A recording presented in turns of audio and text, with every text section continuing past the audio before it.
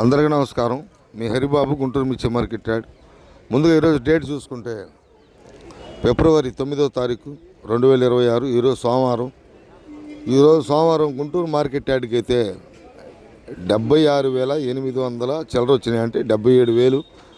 సెలవుల్లో కొద్దిగా ఏసీ సరుకులు కానీ కొత్త కానీ కొద్ది గొప్ప తిరిగినాయి. ఏదైనా 80,000కి పైగా అయితే మార్కెట్ యార్డ్లో అమ్మకాలకైతే ఉండడం జరిగింది. మీరు సరుకులు చూడవచ్చు. సరుకులు అయితే కొట్లలో శాంపిల్స్ కానీ కొత్త సరుకులు కానీ బాగానే ఉన్నాయి, బాగానే కనపడుతున్నాయి కూడా సరుకులు.